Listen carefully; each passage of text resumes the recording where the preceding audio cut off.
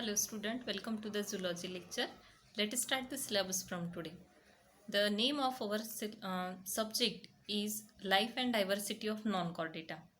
This syllabus includes 6 chapters and first chapter is here, the classification of non-chordata and the phylum Protozoa.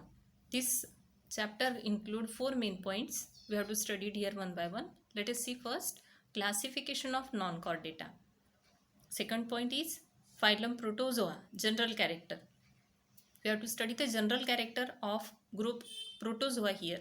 And third point is type study, Plasmodium vivax structure, life cycle. It means this Plasmodium vivax is the animal which belongs to phylum Protozoa. We have to study the structure and life cycle of that particular animal here. And last point is the parasitic protozoans and human beings. It means the protozoonic animals which belongs to phylum Protozoa causing diseases in human being. We have to study that animal belonging to that particular diseases here. First is malaria, amoebiasis, trypanosomiasis and leishmaniasis. Let us start the chapter. Before starting the main points, first here some general concepts. First is the taxonomy. What is taxonomy? Is the branch of biology which deals with identification, nomenclature and classification of organisms. The identification means to identify the animal by its character, by its behavior or by its outer appearance. Second one is the nomenclature. Nomenclature means the process of naming. And third one is the classification, to classify the animal or to put the animal in a particular group according to their identified characters. These all terms are included in the taxonomy. This taxonomy was developed by scientist Carolus Linnaeus, and that's why he referred as a father of taxonomy. The system of classification are developed here. 3 types of classification. First is artificial system of classification, second one is natural system of classification, and third one is the phylogenetic system of classification. The artificial system is developed by Pliny, and this system is useful for the classification of animals.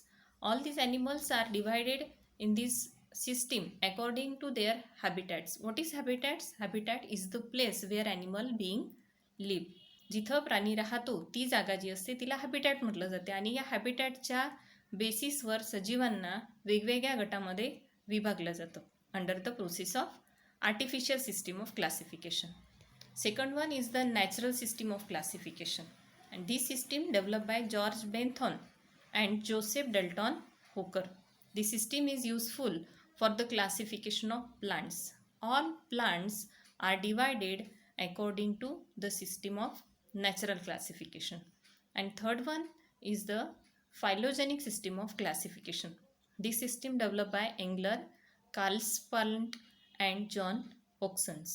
This system of classification is also used for the plant classification, but here the criteria is used as a evolutionary history and genetic relationship. What is evolutionary? Means the evolution process by which the animal get developed, and second one is the genetic relationship, means the genetic relations or the hereditary relations which are used by animals to develop itself. The next terminology is nomenclature. The system of naming individual plants, animals and other objects or groups of plant, animals and other objects is called nomenclature.